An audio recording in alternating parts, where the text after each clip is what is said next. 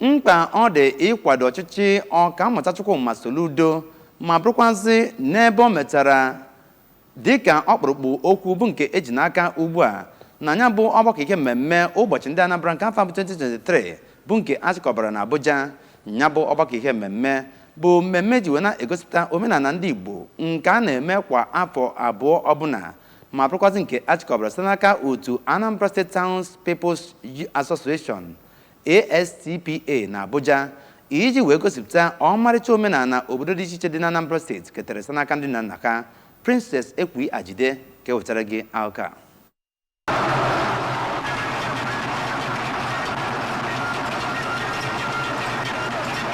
Emume nke afọ 2023 akpọrọ maka ndozi Anambra nyere ohere iji tụbe ụmụ Anambra nwoke na nwanyị wenyitere isi n'obodo ugo ndị gụnyere Dọkịta Chukwuemeka Ezeife, Injinia Ebele Okeke, Ambasadọ Ifeanyi Omeọkachie, Dọkịta Nicholas Ụkachukwu, Senetọ Ifeanyi Ụba, Sa Emeka Ọfọ na ọtụtụ ndị ọzọ ga. N'okwu ya ka ọnọchiteanya Agụata Federal Constituency Injinia Dom Okafọ toro gọọmenti na-achị Anambra ugbu a maka ọrụ ya n'ihe gbasara mmụta nke ọ kọwara dịka ntọala mmepe obodo Anambra. President General ASPA Chief Arinze Anadu n'okwu nnọọ ya kpọkuru ndị niile ọnụ na-eru n'okwu tụmadụ ndị ọchịchị ka ha gbakọta aka ọnụ tinye aka ka e wee mee Anambra ka ọ bụrụ ejiamatụ na Naịjirịa.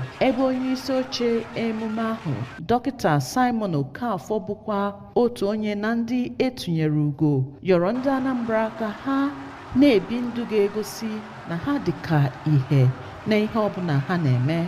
Nne nke ụbọchị Iyom Ụlọma Ọnọra kwuru na ịbụ ihe kwesịrị ibido n'ezinụlọ ma rịọ ndị nne na nna otumadụ ndị nne ka ha na-arụsi ọrụ ike ịhụ na enwere udo n'ụlọ ha. Onye isi oche nkwado emume 2023 Maazị Amechi Ezeokoye sịrị na emume ahụ bụ ohere ka ọtụtụ obodo dị na Anambra bịakọta ọnụ dịka otu ezinụlọ ma bụrụkwa ebe a na-akụziri ụmụ ha omenala ha. Obodo dị iche iche gosipụtara njirimara ha site n'ịzụ ahịa, nri na ịgba egwu. Site na Abuja, Princess Ekwi Ajide, akụkọ ụwa ABS.